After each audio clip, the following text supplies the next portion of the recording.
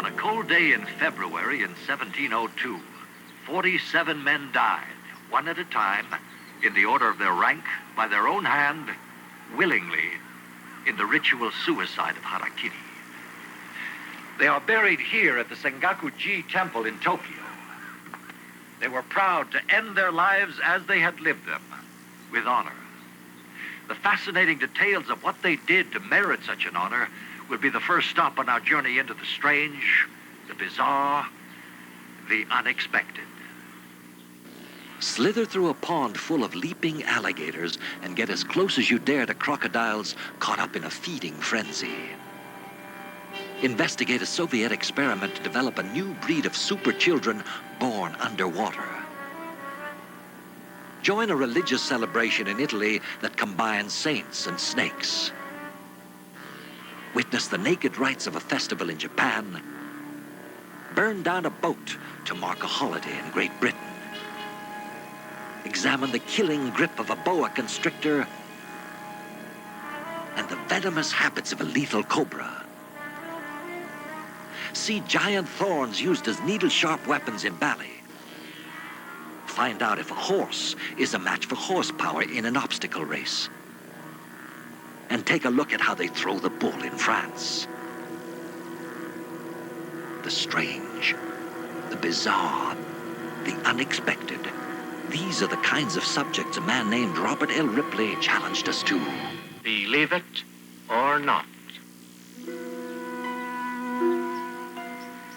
By laying incense on these graves at Sengaku-ji Temple, the Japanese have honored a true tale of revenge that goes back almost 3 centuries.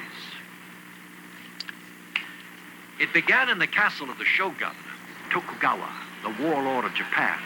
The proud hero of the deadly drama was the young Lord Asano. The villain, the aging Lord Kira. The two men were not strangers, and definitely not friends. An arrogant, corrupt official, Lord Kira demanded a bribe from Lord Asano. Lord Asano angrily refused, a response which prompted deliberate provocation.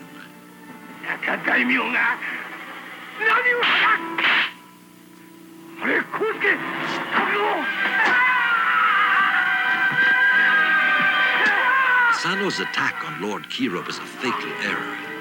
Drawing a sword in the warlord's castle was an act punishable by death, a price Asano was willing to accept. Yet Kira lived, while Lord Asano paid with his life for having drawn his sword in the shogun's castle. The penalty, however, was more than simple death. Lord Asano's estates were confiscated, his wife and family dishonored, and his retainers, all proud samurai, reduced to the status of ronin, masterless soldiers scorned even by the merchant class. For the samurai faithful to the house of Asano, it was unacceptable that Lord Kira, the man at the root of their dishonor, should live. At first, the deposed samurai seemed to accept their fate. Secretly, however, they had sealed in blood a vow to avenge their master by executing the corrupt Lord Kira. Their promise became a reality on a December night in 1701 when they gathered at Lord Kira's castle to launch their attack. Slashing their way through room after room, they were determined to capture Lord Kira alive.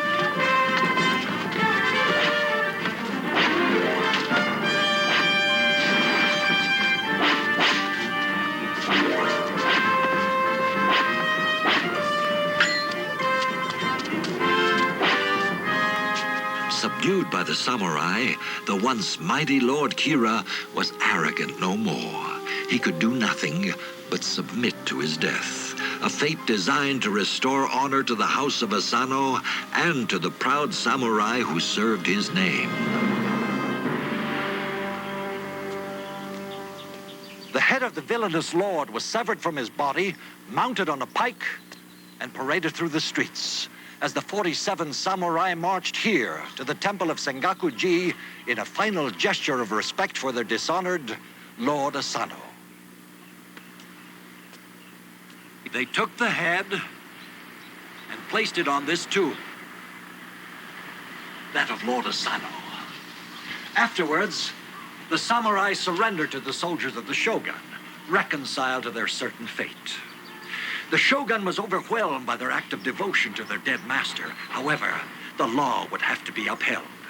For their act of revenge, the samurai must die. Death to a samurai is an expected fate. It is not feared, if it is honorable.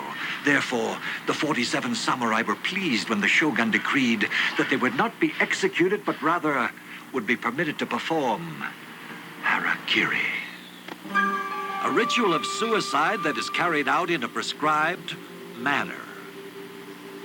According to tradition, the samurai dressed in a white kimono and seated himself in front of a long white cloth. Before him, on a tray called a sambo, would be a razor-edged knife lying on 2 folds of rice paper.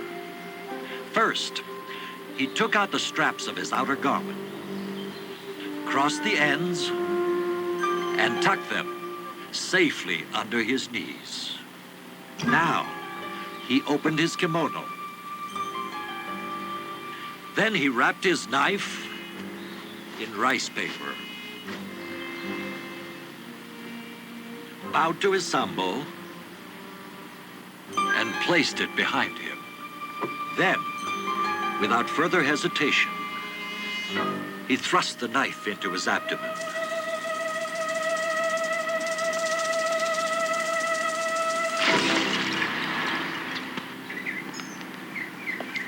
"47 times the ritual tissue was unfolded.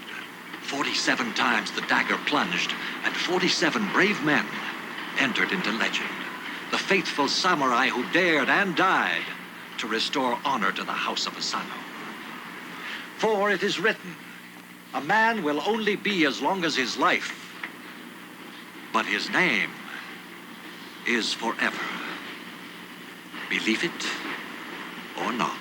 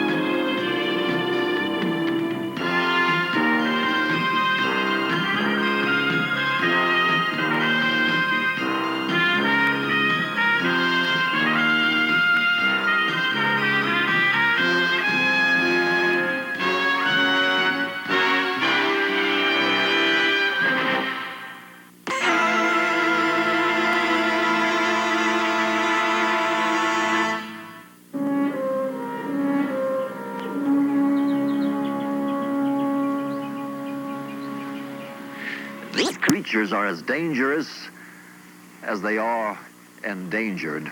They're called the Komodo dragons, and they come from the Lesser Sunda Islands in the Indian Ocean.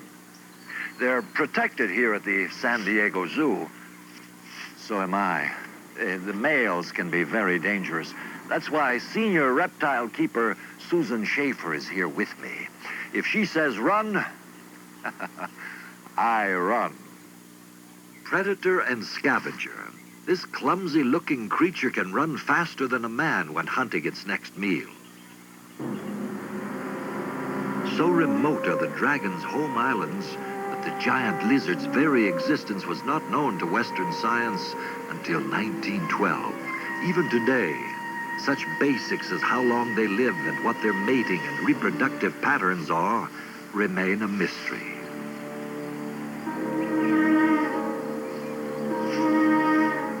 Largest of the lizards, Komodo dragons can grow to 10 feet long and weigh over 300 pounds.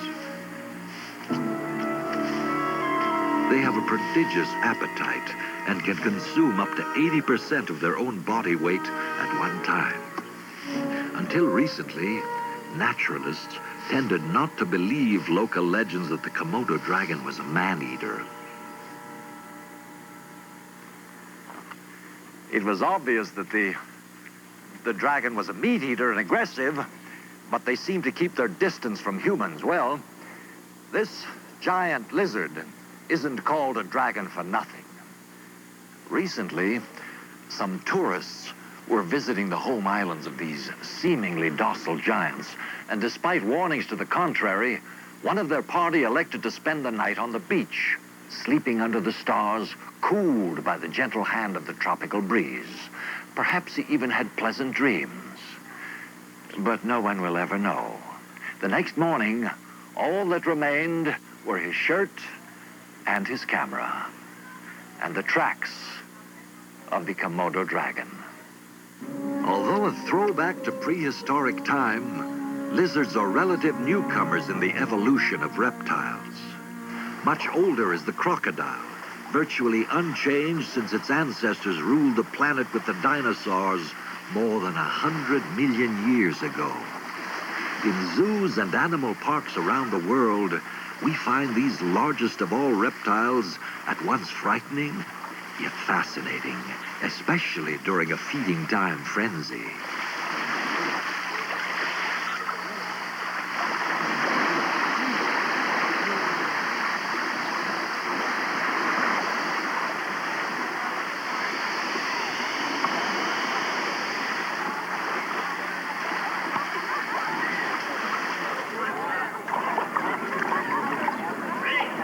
First cousin to the crocodile, alligators are slightly smaller, but no less fearsome. At Florida's Gatorland Zoo, the alligator's natural appetite has been used to create unnatural behavior, jumping up to 5 feet out of the water for a snack.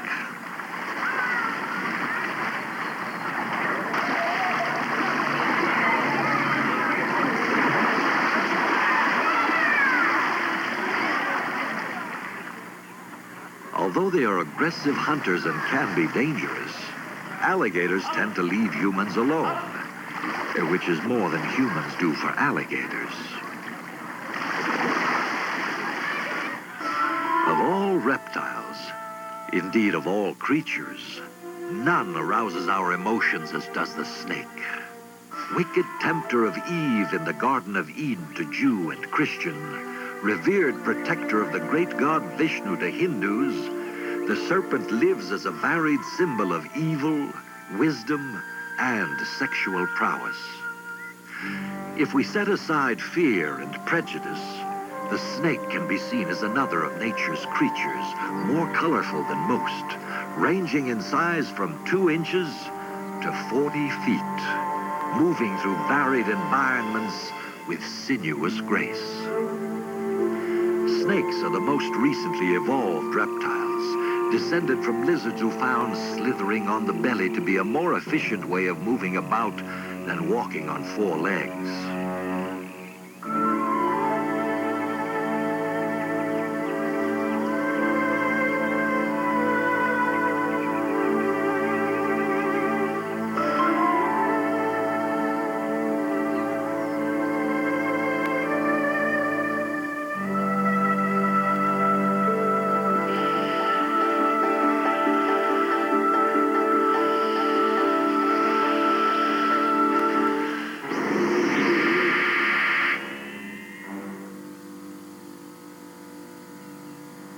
Most reptiles reproduce by laying eggs, but about 1/3 of the snakes give birth to live young, like the sidewinding adder of the Namib Desert of southwestern Africa.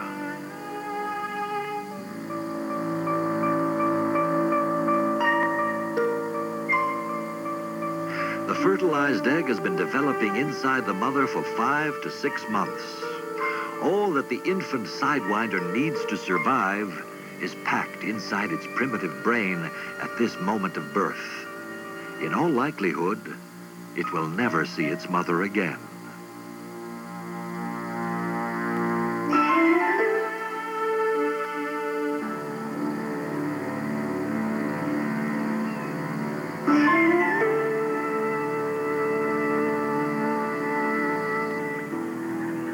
All snakes are predators, and many, like the emerald boa of South America, rely on camouflage to catch their prey.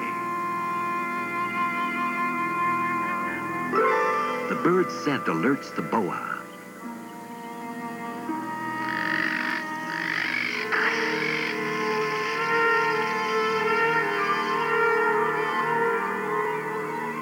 There's no truth to the belief that snakes hypnotize their prey. Some approach so gradually that the victim is not aware of danger until it is too late. Almost invariably, snakes eat their prey head first and swallow it whole, not by forcing it down the throat, but by flexing its body and literally crawling up and around the victim. The king cobra, largest of the poisonous snakes, feeds almost exclusively on other snakes. The long, flickering tongue is the snake's organ of smell. Remaining completely motionless until the last split second, the cobra strikes with deadly accuracy.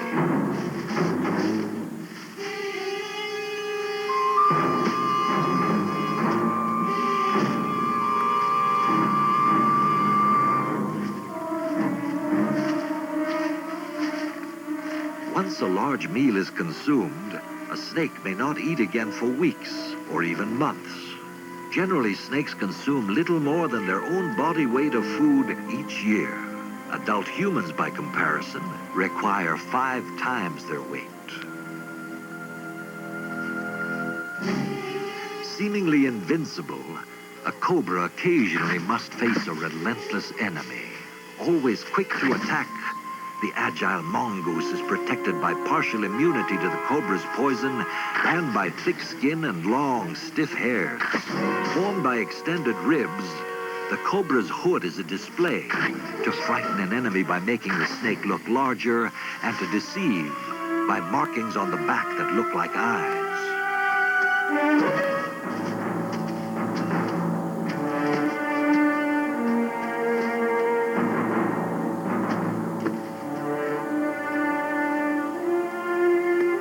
In a final attack, the mongoose gets a crushing grip.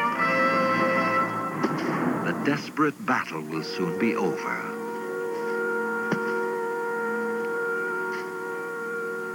We don't usually associate snakes with big city life, but there are exceptions. One man's meat may be another man's poison, especially if you're having a meal at the Anna restaurant in Tokyo. For the fame of the restaurant rests on a variety of snake dishes featuring the venomous mamushi snake imported from China. There are hundreds of these snakes here in this kitchen. They're ready to be sliced up and ground up for such delicacies as snake croquettes, snake hamburger, and snake soup. Tasty and appetizing as these morsels may be, the major attraction of the restaurant is Mr. Matsui's preparation of a glass of snake blood.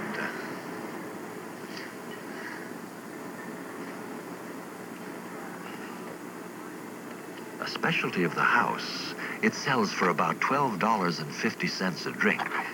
The snake is slit open, drained of its blood carefully, for the bite of a mamushi is quite dangerous.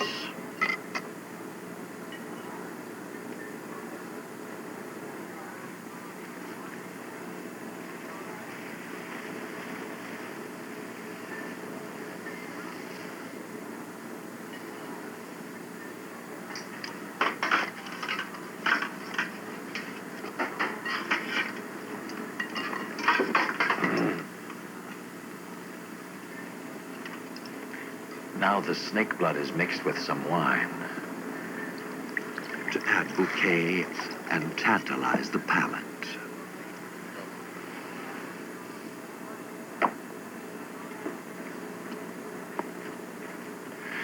To the Japanese connoisseur, there's a good reason for drinking snake blood. It's supposedly good for what ails you, especially if you're worried about your virility.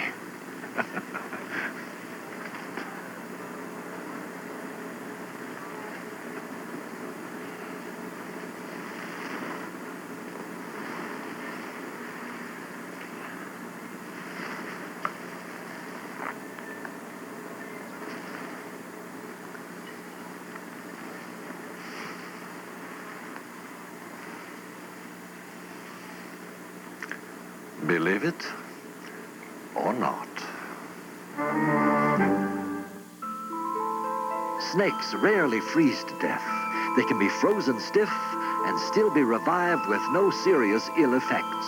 Believe it or not. In a moment, discover how Russian experiments are designed to create a new breed of super children. Witness the rambunctious rites of a naked festival in Japan. Join a battle in Bali where needle-sharp thorns are deadly weapons. Dodge the horns of a bull in France and go along for the ride in an obstacle race as a motorcycle challenges a horse. Susan West, don't you worry about your skin that close up? I used to, so I started using Clearasil. But now I've got something even better. What's better? New Clearasil. There's a new advanced formula. It really fights pimples. Works on oil even better now. Inside, it kills bacteria and dries the pimple. Outside, Clearasil soaks up more excess oil, so now it's even better. New advanced formula Clearasil for even better-looking skin. Even close up. You've been pacing for hours, Monica. I'll be all right, Tyler. Dr. Fulton, how's Claire? We won't know for days, weeks, maybe even months. I'll keep going until we find out. Keep going. If you're on the go, make sure you wear Leg Sheer Energy pantyhose. Its springy yarn massages your legs, keeps them feeling great all day. Where's Ashley? He's incognito. And where? Some days, it takes sheer energy.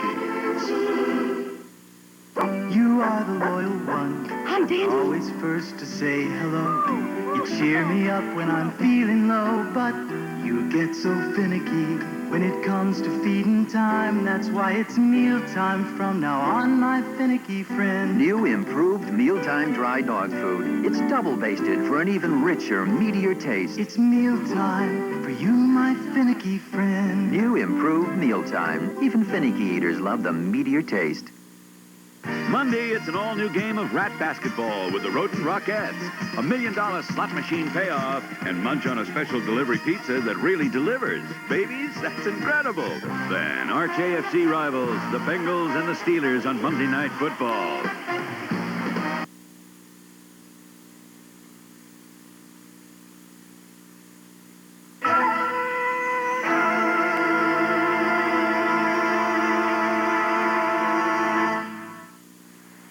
The dry, dusty mountains looming above California's San Dimas Valley are 40 miles from the nearest ocean. But the lure of water is such that since the mountains wouldn't move to the beach, local entrepreneurs brought the beach to the mountains, a completely man-made resort. All you need is a bathing suit, a little courage, and lots of energy. Here, water sports of all kinds have been designed for all ages, whether you can swim or not.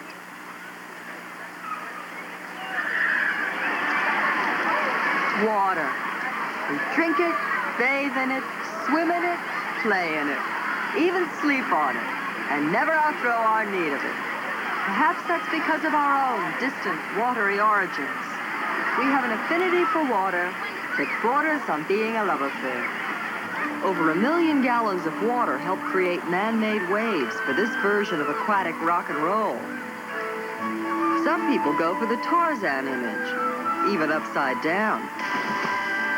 Then there's life in the fast lane, especially a 3-story slide where a cushion of water helps propel you along at speeds up to 35 miles an hour.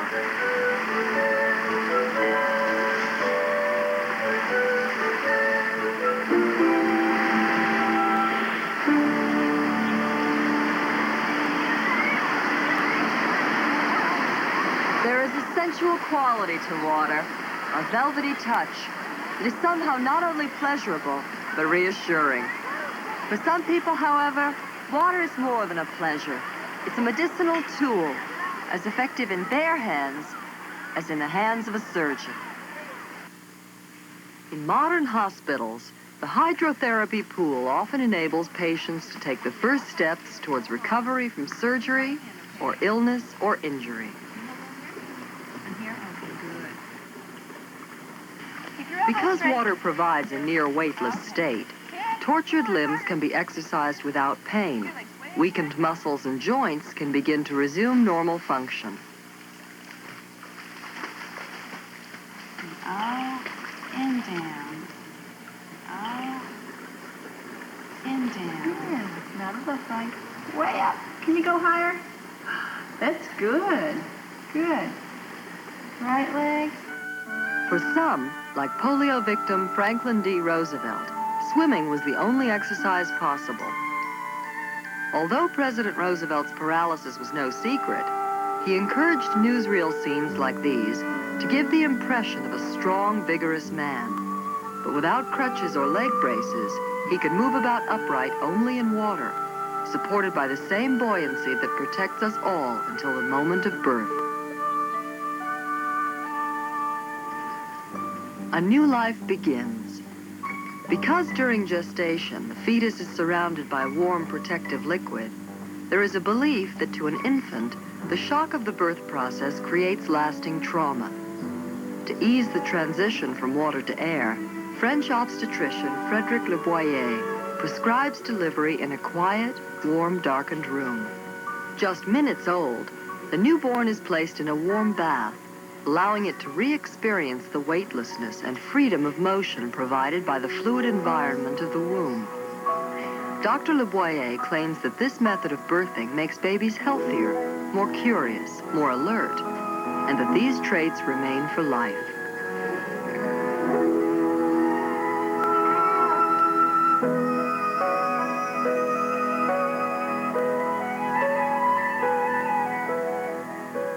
Nothing less than the creation of a new breed of superchildren is the aim of Soviet physical culturist Igor Charkovsky. In his highly controversial method, the expectant mother is submerged and delivery takes place underwater. A salt solution warmed to body temperature, like the waters of the womb. The near weightless condition, Charkovsky says, makes the process virtually painless for the mother and prevents birth trauma in the infant.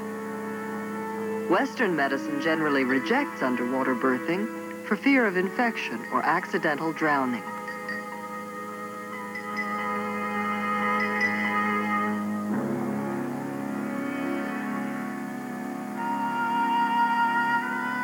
Charkovsky says an infant's ability to remain underwater is phenomenal because the reflex mechanism which controls breathing and the ability to use inhaled air efficiently are better developed in infants than in older individuals.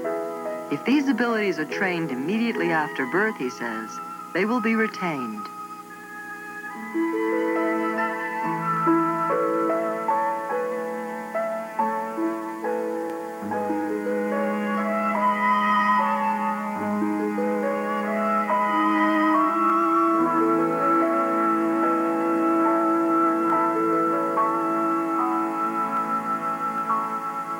Although there are no data acceptable to Western science to support his claims, Charkovsky says children born and trained underwater are better coordinated, calmer, more harmonious, vital, and intelligent.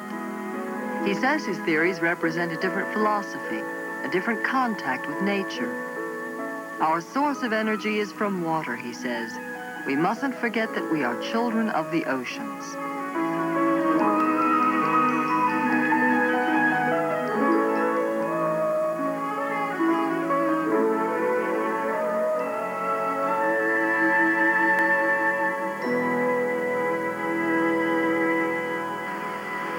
Questions concerning the origin of all life in the sea also challenge Jacques Mayol, who's trying to discover certain reflexes which we no longer use, but which were still active when all living creatures inhabited the oceans.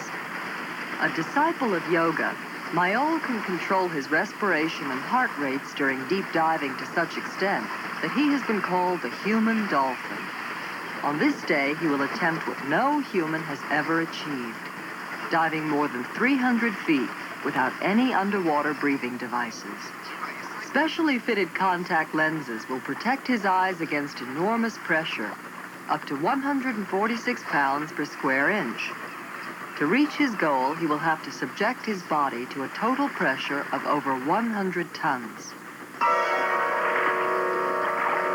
Clutching a 66-pound sled, Mayol descends effortlessly. Because he must hold his breath for nearly 4 minutes, he slows his heart rate to an astonishing 28 beats a minute. Only in this way can his body conserve precious oxygen to keep him alive during this perilous journey.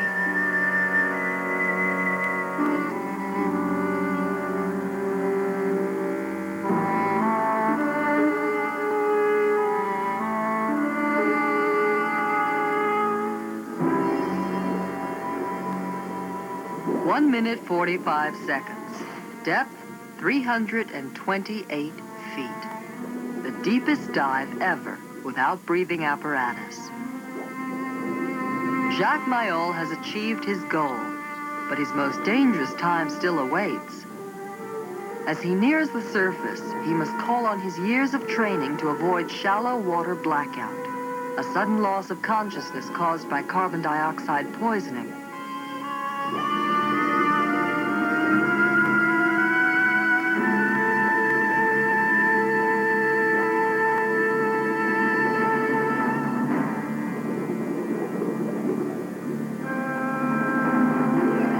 And 28 feet and back in nearly 4 minutes on a single breath of air. Believe it or not. Fred Baldassar of Cocoa, Florida, swam the English Channel, covering a distance of 42 miles, entirely underwater. Believe it or not. In a moment, explore the rituals of Japan as farmers defy the cold to assure a bountiful harvest. See the unusual combination of saints and snakes in the religious rites of Italy. Dodge the horns of a bull in one of the world's most dangerous sports. The engineers at Jeep introduced their 2 newest advances in 4-wheel drive technology. The rugged all-new Jeep Cherokee and the luxurious all-new Jeep Wagoneer.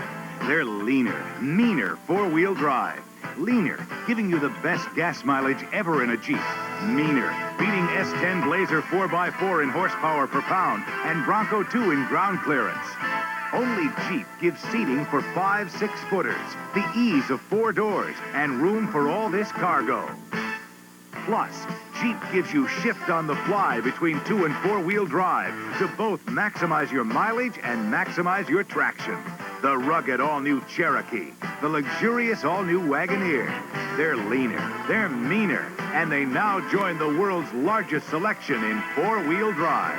When it comes to 4-wheel drive, one word says it all. Jeep!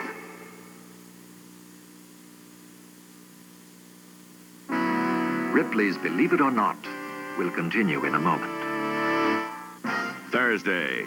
Still fire, multiple injuries. Trapped in a blazing inferno. David, get up there! And Trauma Center is the only hope. 6, don't give up now! Then, Hello, baby. Mr. Hart needs a shoulder to cry on. He doesn't know you have shoulders. On 9 to 5, and it's not easy. This is just family. When Sharon's grandmother comes to visit. When he finds out we're divorced, it'll kill her. Cause of death, Jack. Thursday.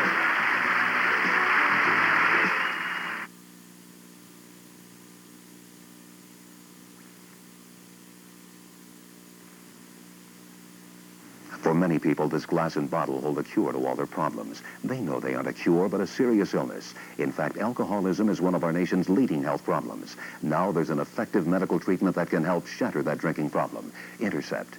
Intercept is a successful 14-day medical program staffed by qualified physicians and other healthcare professionals. If someone you love has a drinking problem, call the Intercept program at Livingston Tom Bigby Medical Center, Livingston, Alabama, 205-652-9511, and shatter that drinking problem. A statewide Hold Our Topsoil Field Day will be held west of Jackson in Bolton on October 11th. During Hot Field Day tours, you'll see demonstrations of soil conservation methods and practices you can use on cropland, pasture land, woodland, and wildlife areas. Mississippi loses almost 11 tons of topsoil per acre per year. The goal of the HOT program is to cut this rate of soil erosion in half over the next 3 to 5 years.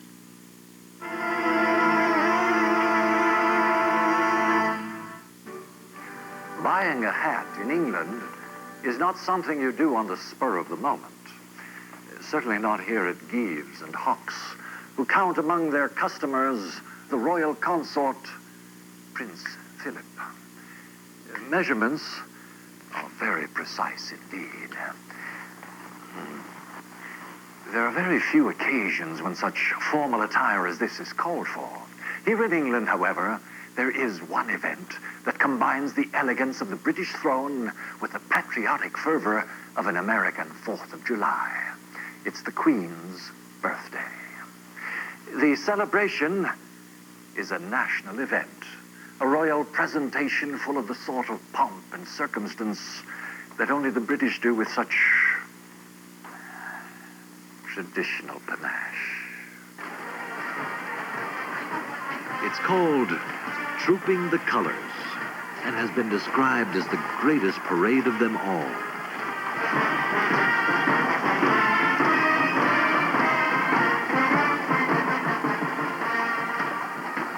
For the royal family, the occasion marks the continuation of a ritual that's 2 centuries old. For the Queen, it's an opportunity to assume her role as Colonel-in-Chief of the Household Guards.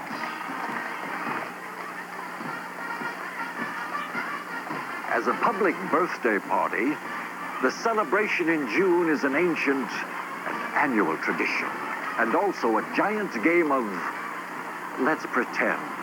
You see, the Queen wasn't born in June at all. Her actual birthday is April 21st. But the weather in June is so much more pleasant. Don't you agree? As a result, it rarely rains on the Queen's parade.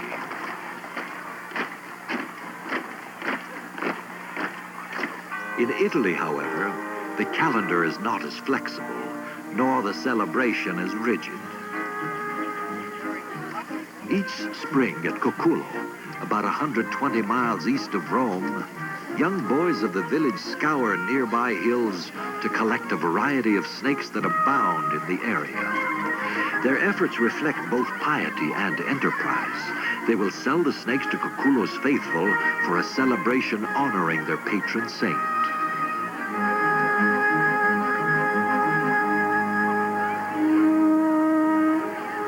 As a Christian rite, the custom dates back nearly 1,000 years and probably has its origins in pagan Rome 1,000 years before that.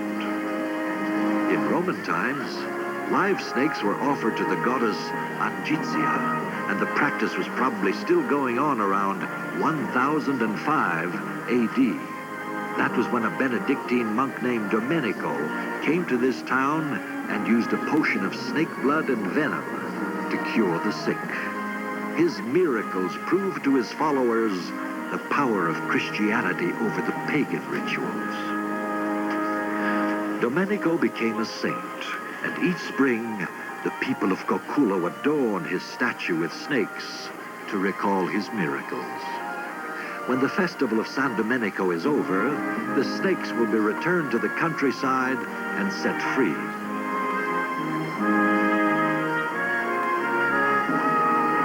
Handling the serpents of spring in Italy is as much an act of faith as the winter planting ritual of Japan. Seeking favor of the gods, farmers throughout the country prepare for spring planting by subjecting themselves to ascetic rituals of purification called naked festivals. The weather is cold and damp, but again and again they will walk down to the rice fields for a chilly dip in irrigation ditches. A baby born in the village since the last festival is carried to the rice paddies to be purified with cold water and dedicated to the local god. When an American anthropologist, Stuart Guthrie, visited the village, the men of Yatsukaido, with traditional Japanese courtesy, invited him to join in their frigid celebration. Between trips to the rice fields, the men fortify themselves with sake. Taken in abundance, it helps endure an ordeal aimed at making them healthier and stronger during the coming year. Local tradition allows up to 100 trips between the paddies and the sake bottle. But there's no record of anyone even coming close to that number.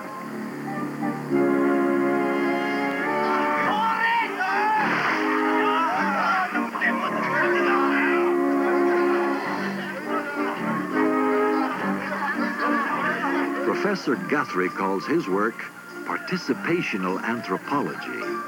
More than just observing his subjects, he tries to become one of them, to feel what they feel. After 4 or 5 trips, it seems obvious that no one was feeling any pain.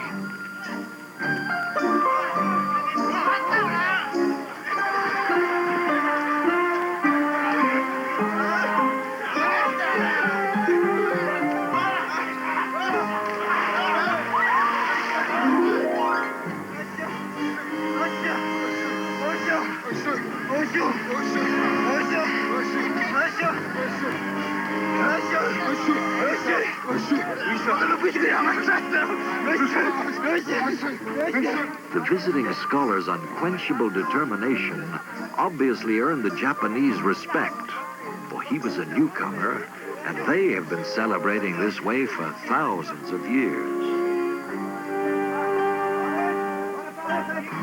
Across the world, another winter ritual.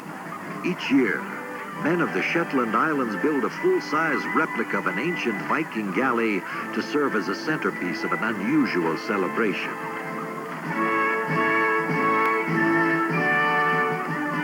Although part of Great Britain since the 15th century, this remote land once belonged to the Kingdom of Norway and Denmark, and its people still cling to their Viking heritage. Called Up Helly Ah, the festival goes back over 1,000 years. Unlike many traditional celebrations in the British Isles and elsewhere, Up Helly Ah is not staged as a tourist attraction. There are few tourists here in the winter.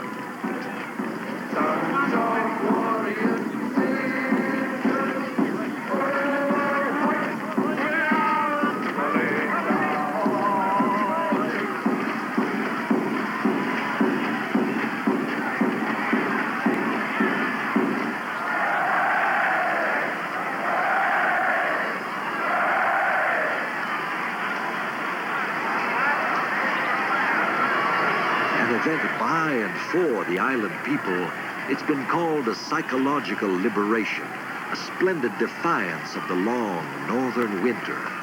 Clearly, it serves a purpose. For why else would so many labor so long each year to build a glorious Viking galley, only to burn it to ashes in one long, frenzied day? Believe it or not.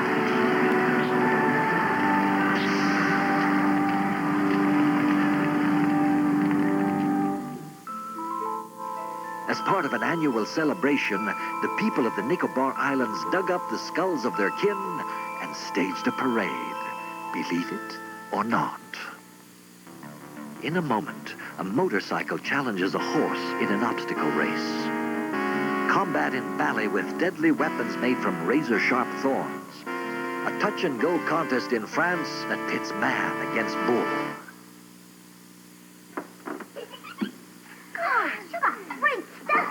Yeah, here's the ketchup and the brownie. Here's the bologna. Here's the butter. Here's the parquet margarine. Butter. Your parquet. Butter. Well, taste it. This tastes great. It is great.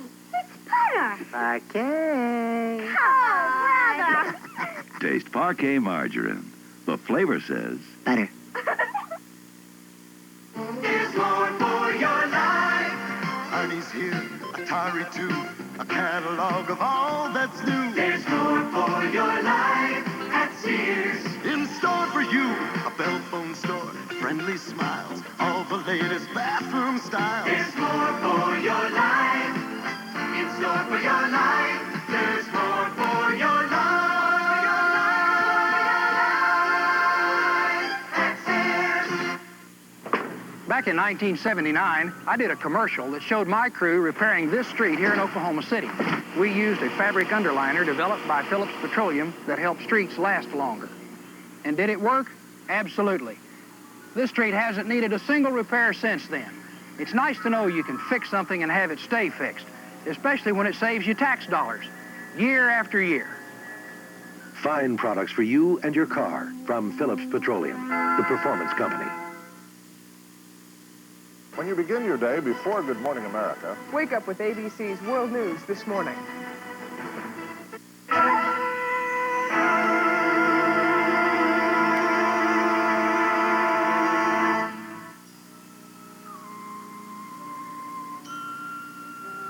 1,000 years ago, this was a holy site, Xochicalco, about 50 miles south of Mexico City. Once, astronomer priests made their way here from all over Mexico to study the heavens and seek the favor of the gods.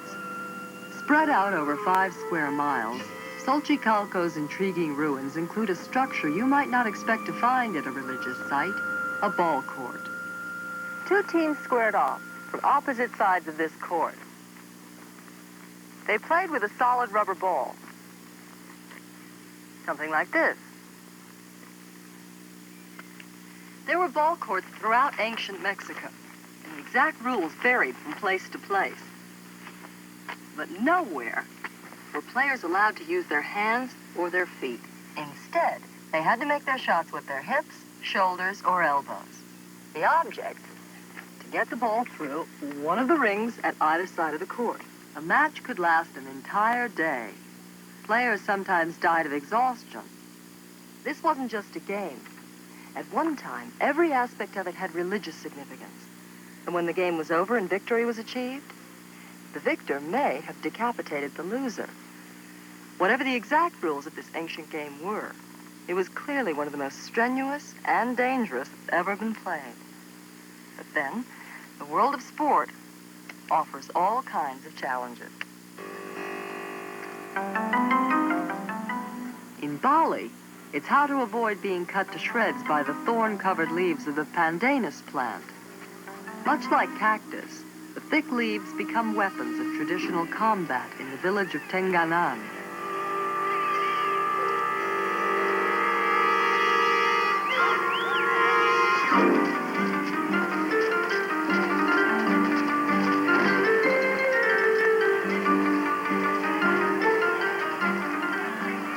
Matches are held once a year as part of a tradition that goes back to ancient times, when the men of Tenganan had to defend their village against invading hordes from Java.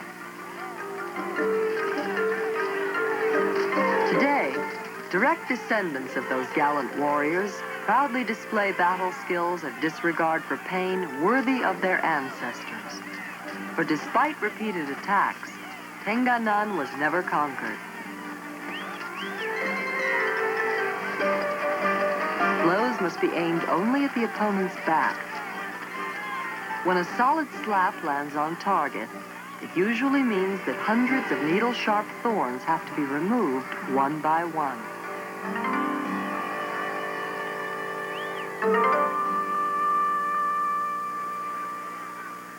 In the world of sports, competition is constant and universal. Often the ongoing struggle to determine the fastest or strongest brings a few surprises. In the hunt country near France's forest of Fontainebleau, a steeplechase is fairly common. But a horse versus a motorcycle adds a new twist. Both rider and cyclist are experts in their fields. The motorcycle has a clear advantage on the straightaways, but the horse always gains on the turns. It's amazingly, at times dangerously, close.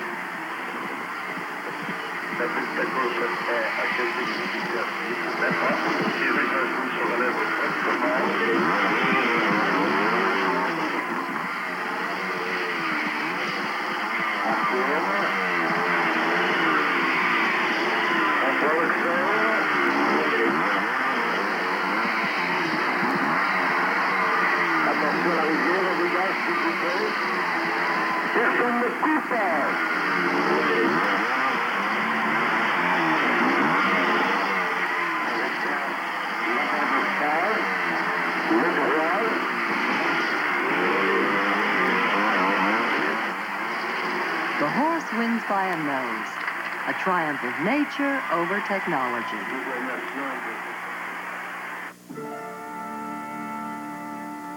Some of the most famous and admired athletes in the Camargue region of southern France are bulls, superstars in a unique sport. On one side, a bull with a silk rosette tied between his horns.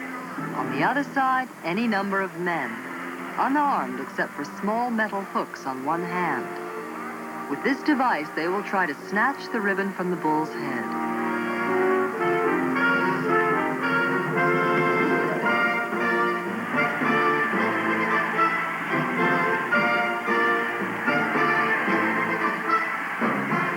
The men are called razoteurs, a Camargue expression of honor, meaning those who come as close to the bull as a razor to the skin.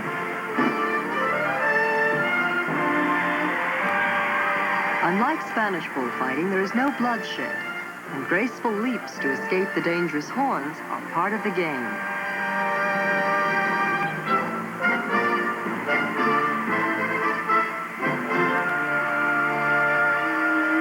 When a player is struck, the others rush to help by distracting the bull and turning him away.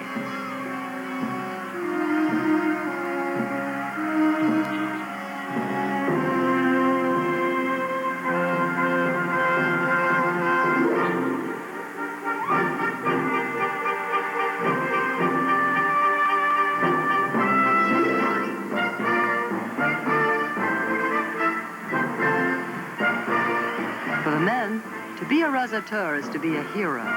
For the bulls, a fine performance guarantees a return match and another chance to prove that they, not the razoteurs, are the real superstars of the Camargue. Believe it or not. In a moment, have 6 coins ready for a puzzle to test your concentration. Don't let nature rob your hair's precious oils. Your hair needs mink. It's later than you think. Your hair needs mink. It's later than you think. Introducing Mink Difference Replenishing Shampoo. Enriched with mink oil, it does more than beautifully clean. It replenishes the precious oils your hair really needs. Replenishing. It's later than you think. New Mink Difference, the replenishing shampoo. This is Ben Jones, and he's been eating the same candy bars as long as he can remember. Ben, could we get you to try Twix candy bar? Twix? Why should I? I've been eating the same candy bars as long as I can remember. But do they have a mix? What? A mix, Ben. Rich milk chocolate. Oh, I love chocolate. Creamy caramel. Love caramel. And a delightful cookie crunch. Crunch? Yep, that's the mix. Twix is delicious. Twix cookie bars, the chocolate candy with the cookie crunch. Delicious. Next. He's a criminal genius. They're hot on the trail of a jailbreaker. He's got away with women like I've never seen. Good-looking, charming, very smart car thief gets himself tight with a judge. What are you, jealous? Jealous? Me? Hardcastle and McCormick. Then, Dynasty's Joan Collins made him a star. We're talking about a lot of money. But was the price too high? Just another piece of meat. The making of a male model. Tonight, all starting at 8/7 Central and Mountain.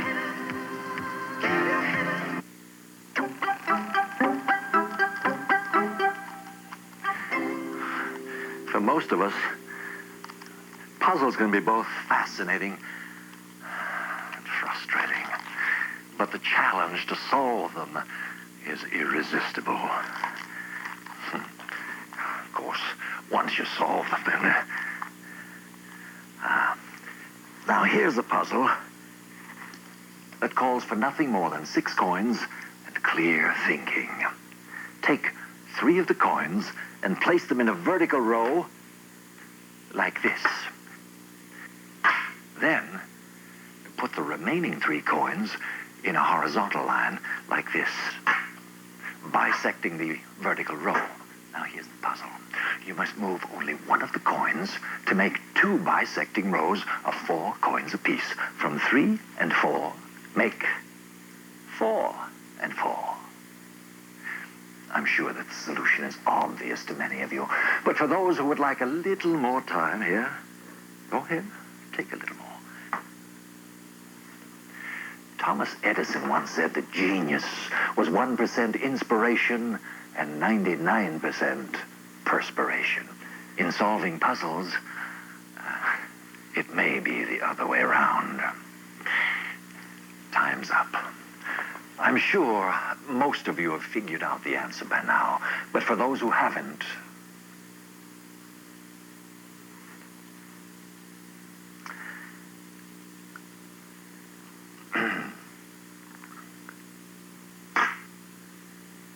One, two, three, four. 1, 2, 3, 4. Believe it? Livingston, Alabama, 205-652-9511.